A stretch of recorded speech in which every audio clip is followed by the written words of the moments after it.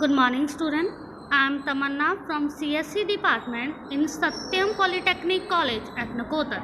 आपका सब्जेक्ट है database management system of semester 4। हमने डिस्कस किया था फर्स्ट नॉर्मल फॉर्म, ठीक है। आज हम डिस्कस करेंगे सेकंड नॉर्मल फॉर्म और उसके एग्जाम्पल, ठीक है। सबसे पहले फर्स्ट नॉर्मल फॉर्म में क्या था, अगर हमारे पास मल्टी वैल्यू, ठीक है, मल्टी वैल्यू किसी भी डाटा में या टेबल में हमारे पास वैल्यूज़ है, उसे हम क्या करेंगे, सिंगल फॉर्म में उसे स्टोर करेंगे, ठीक है। सेकंड नॉर्मल फॉर्म हम दो कंडीशंस पर होल्ड करता है। सबसे पहले कोई भी टेबल जो है वो फर्स्ट नॉर्मल फॉर्म में होना चाहिए, और कोई भी नॉन प्राइम एट्रीब्यूट, ठीक है, वो किसी पर प्रॉपर सबसेट, ठीक है, कैंडिडेट की पर डिपेंडेंट नहीं होने चाहिए, ठीक है। एग्जाम्पल देखिए, एक स्कूल है, ठीक है, हमने स्कूल का डाटा स्टोर करना है। हर एक टीचर, ठीक है, वो क्या कर रहे हैं, सब्जेक्ट टीच कर रहे हैं, ठीक है। हम डाटा देखिए, टीचर क्या है, एक टीचर एक से ज़्यादा सब्जेक्ट को पढ़ाएंगे, ठीक है। इसमें क्या है, मल्टीपल रोज में आपको जो टेबल में वैल्यूज़ है, मल्टीपल रोज में सेम ही टीचर आपको पढ़ा रहे हैं, ठीक है। अब एग्जांपल देखिए, टीचर टेबल लिया है हमने, टीचर की आईडी, सब्जेक्ट और टीचर की एज, ठीक है।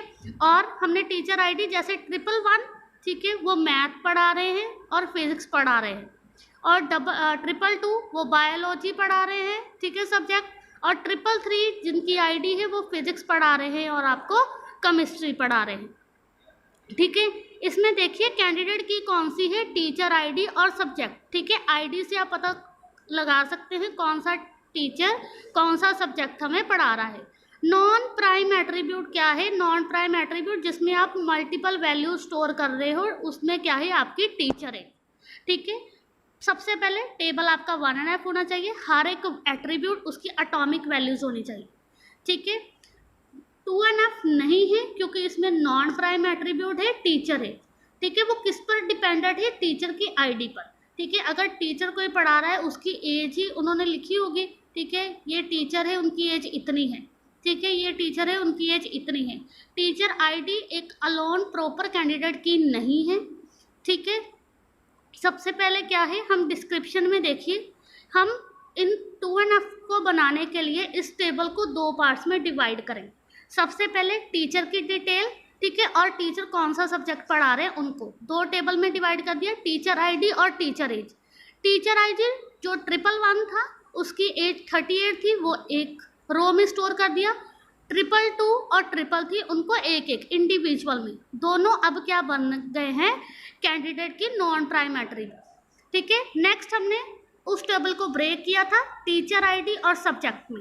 अब क्या है, सब्जेक्ट इंडिविजुअली आईडी के साथ हमने वो सब्जेक्ट को डिस्ट्रीब्यूट कर दिया है।